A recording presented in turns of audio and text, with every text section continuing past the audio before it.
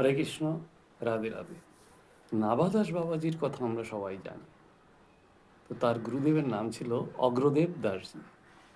তো একদিন কি হলো, গুরুদেব ধ্যানে বসেছিলেন আর পিছনে বসে নাভাদাস বাবাজি পাখা দিয়ে হাওয়া দিচ্ছিলেন, বাতাস করছিলেন, গুরুর সেবা করছিলেন।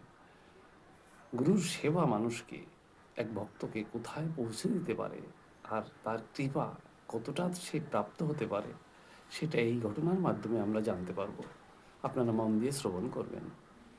তো অগ্রদেব দাসজি ধ্যানে বসেছেন ভগবানের, পিছনে বসে নাভাদাস বাবাজি পাখা দিয়ে হাওয়া করছে।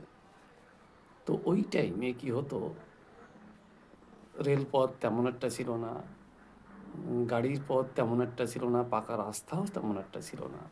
তখন সমুদ্র মানে জলপথে, জাহাজে, নৌকায় মালপত্র আসা যাওয়া করতো।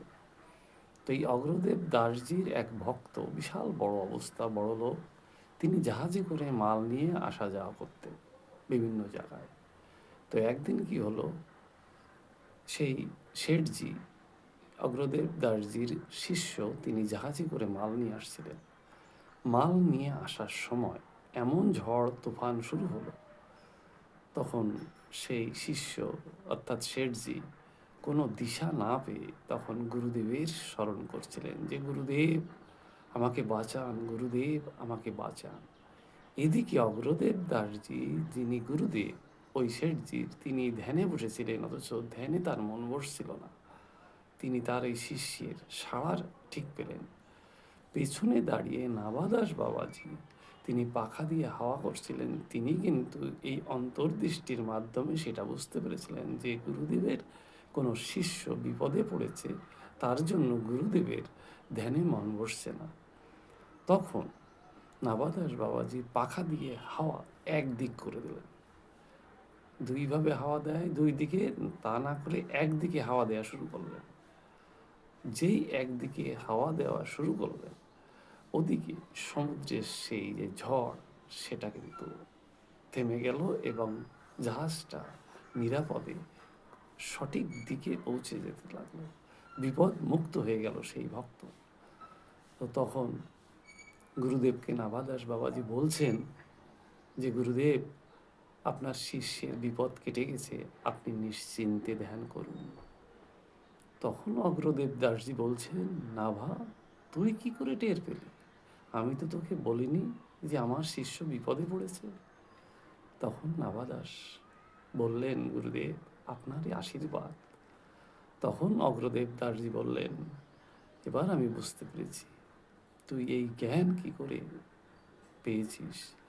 তুই যে আমার আশ্রমের সমস্ত সাধুর বৈষ্ণব আসত, তাদের উচ্ছিষ্ট তুই সেবা করতিস, আর সবার এই যারা সাধুগুরু বৈষ্ণব আসতো তাদেরও তুই সেবা করতিস। তার ফলস্বরূপ তোর সেই জ্ঞান প্রাপ্ত হয়েছে, তার ফলে তুই সব কিছু জানতে পেরেছিস। তো গুরু ভক্তি আর গুরুর সেবা মানুষকে কোথায় পৌঁছে দিতে পারে, সেটা আমরা আজ জানতে পারলাম যে এক ভক্ত সমুদ্রে জাহাজ নিয়ে বিপদে পড়েছে, সেই আর্থি, সেই যে কাতর বাসনা, মনোবাসনা, এই যে আর্থিক গুরুদেবকে জানিয়েছে ভক্ত, গুরুদেব পূজার আসনে বসে সেটা উপলব্ধি করতে পেরেছেন যে আমার কোনো ভক্ত বিপদে পড়েছে, আর সেখান থেকে বিপদ উত্তরণের জন্য সেই ভক্ত ডেকেছে, আর গুরুদেব এখানে বসে সেটা উপলব্ধি করতে পেরেছেন। আর গুরুদেবের আর এক ভক্ত যে সেবা করছিল, সেও সেটা উপলব্ধি করে সেখান থেকে সে ব্যবস্থা করতে পেরেছে। একেই বলে গুরু ভক্ত।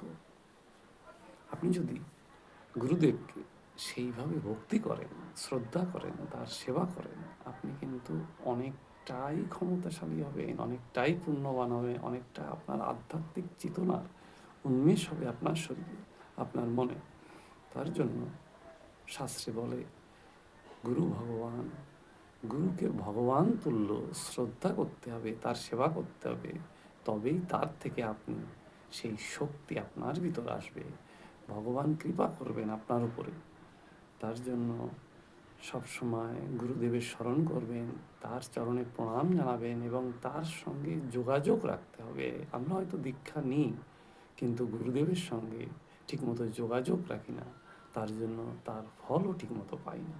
হরে কৃষ্ণ, রাধে রাধে, ভালো থাকবেন।